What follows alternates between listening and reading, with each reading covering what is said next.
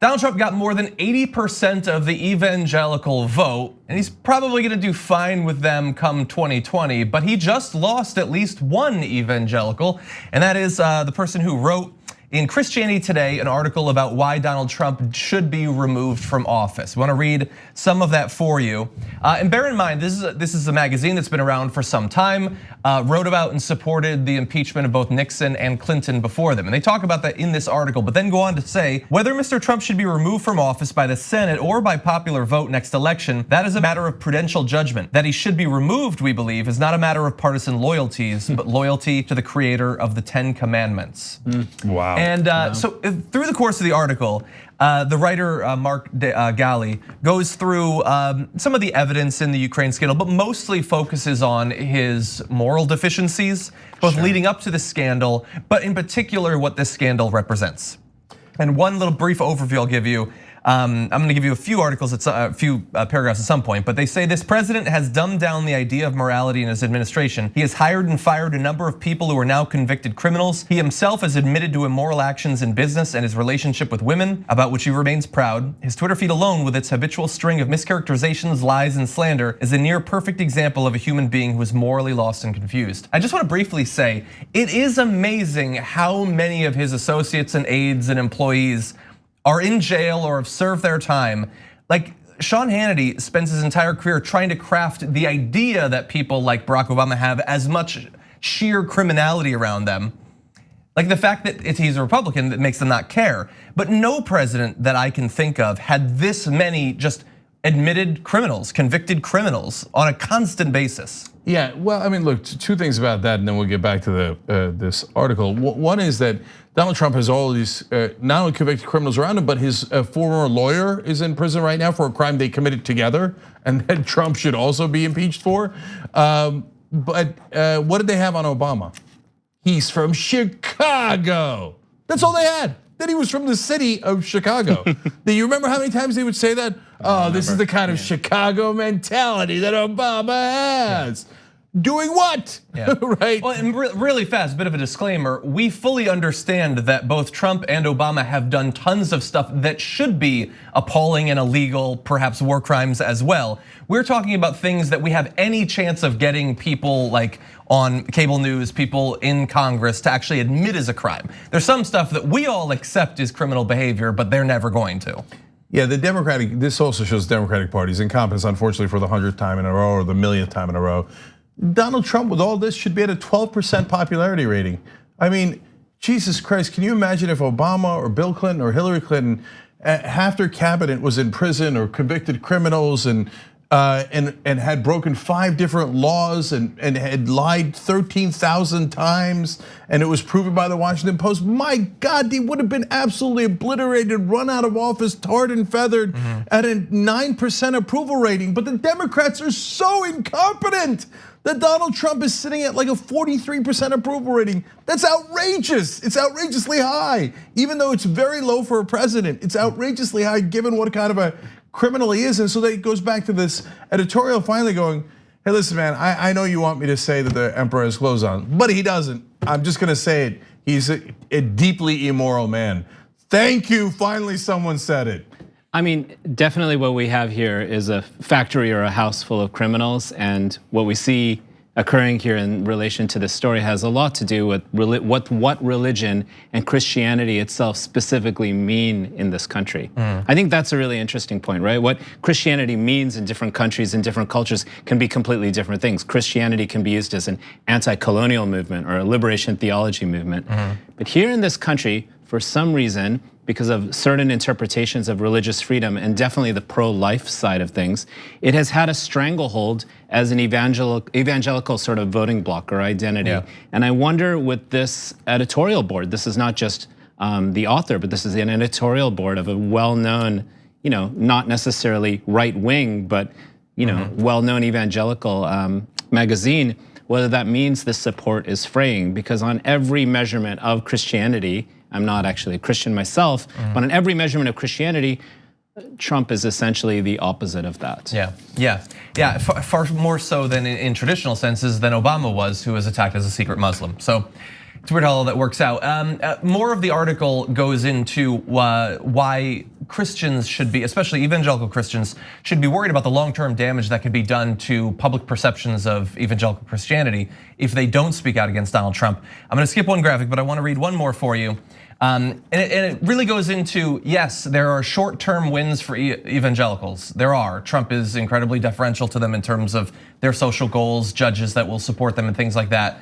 But you should be able to differentiate between government goals that you want and your attachment to your faith. The writer says, no matter how many hands we win in this political poker game, we are playing with a stacked deck of gross immorality and ethical incompetence. And just when we think it's time to push all of our chips to the center of the table, that's when the whole game will come crashing down. It will crash down on the reputation of evangelical religion and on the world's understanding of the gospel. And it will come crashing down on a nation of men and women whose welfare is also our concern. I would add, as an atheist, there's a lot of current problems without Donald Trump that you should also deal with. But yes, I can understand that concern. Yeah, I mean, I've been thinking a lot about this, especially since I've been joining you all. And I think a lot of what Trump does is he has a sort of a two-tiered strategy, right? All the policies support elite billionaire corporate interests, right? Yep. But a lot of the other kind of rhetorical approaches and at times policy approaches, especially with judges, pro-life judges, support culture war interests, right? So a lot of the populists, the mass block of voters tend to be quite poor, right? And tend to kind of adhere to this sort of warped, I would say, interpretation of evangelical Christianity. So it's part of this overall strategy, and I am just hopeful that we see the fraying of this with examples like this that are actually applying a Christian ideal litmus test to someone whose actions represent the absolute anti-Christian approach. Yeah. But so that religion and state unfortunately have totally merged within the Republican Party, and it's the same exact message. Think about it. A lot of evangelical leaders now are pushing prosperity gospel. What is prosperity gospel? The poor give to the rich. That's true. Like literally. The pastors are incredibly wealthy. They demand 2, 3 different private jets from their flock, and the folks who are middle class and poor give money to the incredibly wealthy pastors, and they say that's okay because God wants the pastor to be rich. He wants them to be obscenely rich, which is the exact opposite of what the Bible says. It's not even close. It's not even close, right? And so, and then they say, don't worry, then you'll get it in heaven, or if you give me $1 now, you'll get $10 later. It's just a total scam. And what is the Republican Party? Tricking poor people into giving to the rich, redistribution of wealth to the top. The tax cuts that Trump passed, $2 trillion in tax cuts, 83% of them go to the top 1%. But most of his voters are poor. He does the best with people who do not have a college education. That's his #1 demographic. So the folks who have the least amount of money enable Donald Trump to give all of the money to the rich. It's the same exact thing as the prosperity gospel. Yeah, it makes me think about whether we can think about the evangelical population in this country not in a vacuum as an inherently right-wing Republican constituency, right? Could there be a way to counter mobilize that population? Of course, according to the actual principles? Yeah. I mean, maybe not the Bible, but just in some political calculus. I would argue it's different. It's difficult though, because hypothetically within evangelical Christianity, there's any number of different issues that they could mobilize on, vote on. Some of them might lean more conservative, some might lean more progressive, but they've been taught that there is one, maybe two. We have issues with gay people too, but it's mostly abortion, and that's it. That's the only thing you should think about. Forget all of those other values. Forget 99% of what Jesus said, even about abortion in the Bible, not Jesus, but the Bible is very clear that abortion is acceptable in some circumstances. So don't think about any of that, just abortion. Until you break that, I don't see how you get a significant portion of them to cross over. But we do have a reaction to that Christianity Today article coming from Donald Trump, who says a far left magazine, or very progressive as some would call it, which has been doing poorly and hasn't been, he checked their distribution. He checked before he wrote that, he checked to see if it was down. So they're doing worse, he checked because he cares. Which has been doing poorly and hasn't been involved with the Billy Graham family for many years. Christianity Today knows nothing about reading a perfect transcript of a routine phone call and would rather have a radical left non-believer who wants to take your religion and your guns than Donald Trump is your president. No president has done more for the evangelical community, and it's not even close. You'll not get anything from those Dems on stage. I won't be reading ET again. Entertainment Tonight? Or I guess. Yeah, that's the best case scenario. He's talking about Entertainment Tonight. There's just a typo. Like he just doesn't care. Yeah. Yep. It's amazing. Yes. Okay, and never fixes it. Yeah. Okay, so are they far left? Of course not. Okay, they are very anti-choice, proudly anti-choice. This same editorial board supported not just Nixon's but Clinton's impeachment, saying he was immoral. They said we used almost the same exact standard for Clinton as we did for Trump, and if you were principled, of course you would come to the same conclusion. And they said we love what Trump is doing on what they would call the pro-life issue and on abortion. We love what he's doing in terms of what they call religious freedom, right? But he's like Mark Galli explained, when you take all of his deep immorality, it tips the scales in favor of no, it can't justify what he's doing in terms of his policy. So they're not remotely far left. All of that is, of course, lies. He didn't check whether their subscriptions are going up or down. He just but to him, in his mind, if someone is getting bad ratings, that means they're a bad person. Yeah. Because he's a clown, and he performs in a circus, so he thinks the circus is everything. Yeah. It's notable, though, that this magazine has decided to elevate other issues that Trump represents the absolute abomination of in terms of morality, integrity toward women, service toward people and poor people.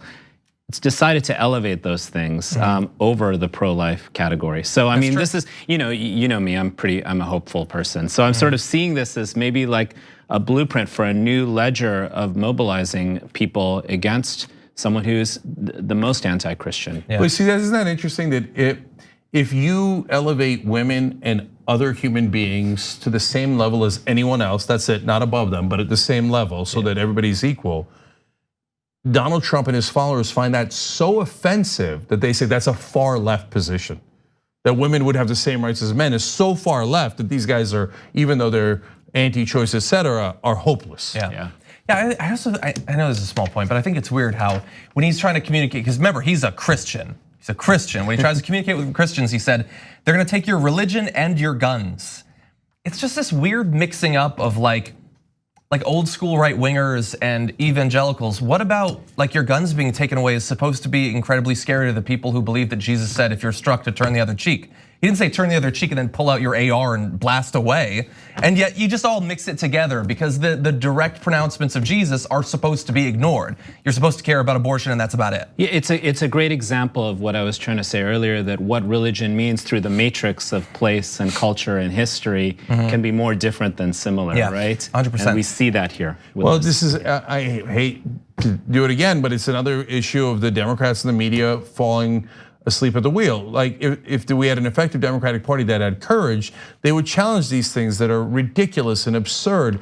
But it's religion, so they're like, oh no, run away. We don't want to talk about religion. That'll help the right wing. No, it won't. If you actually said the things that Jesus said, it wouldn't help the Republicans. It would deeply hurt the Republicans because they're against what Jesus said. But they have no courage. And the media, same thing. Oh, no, it's gonna offend religious people. I'm gonna lose readers. I'm gonna lose ratings. I don't want to have Donald Trump say I have poor ratings. So I'm not gonna touch it at all. And we're gonna have black and white discussions of religion that have no nuance, no intellectual context, no background. Just they're the worst. So they just sit there and go, oh, okay, if they say the only thing that's in the Bible is that Jesus hated abortion, again, the Bible's actually pro-abortion, they're like, oh, it doesn't matter that it's not true. I'm just not gonna touch it. What do you think I am, journalist? I think because he had tweeted these two things early in the morning, then he returned to the topic. I think we have one more tweet if we could bring that up. I guess the magazine Christianity Today is looking for Elizabeth Warren, Bernie Sanders, or those with a socialist and communist bent to guard their religion. How about Sleepy Joe? The fact is, no president has ever done what I have done for evangelicals or religion itself. Oh, come on, man. I mean, how is that not blasphemous? And obviously offensive in lots of ways, right? The kind of common thing that we're gonna see moving forward with the way progressives are labeled as called communists, though a socialist is actually someone who supports public education, the post office, social security. You guys have covered this better than anyone. But I think it's also the point that religion, at least I'm a Bernie Sanders surrogate, so full disclosure, but at the end of the debate, in his last words, Sanders said yesterday, I want this to be about love. And I was like, dang, that's what religion actually in its ideal form should be about. Yeah. And they've turned it on its head. They proved George Orwell right 1,000 times in 1,000 different ways. Now, Jesus isn't the Prince of Peace, he's the Prince of Shotguns. Well put. Right, and then Christianity isn't about love, it's about hate. And who do you hate and who can you attack, and if you're looking for a socialist communist, his name is Jesus Christ. Exactly. He literally said, give away all of your possessions. All of your possessions. You want to talk about redistribution of wealth and give it to the poor and the needy. Where's that message in the Republican Party? They're a bunch of unbelievable liars, and the idiot Democrats and the incompetent media in this country have totally let them get away with it. Thanks for watching the Young Turks, really appreciate it. Another way to show support is through YouTube memberships. You'll get to interact with us more. There's live chat emojis, badges. You've got emojis of me, Anna, John, JR. So those are super fun. But you also get playback of our exclusive member-only shows and specials right after they air. So all of that, all you gotta do is click that join button right underneath the video. Thank you.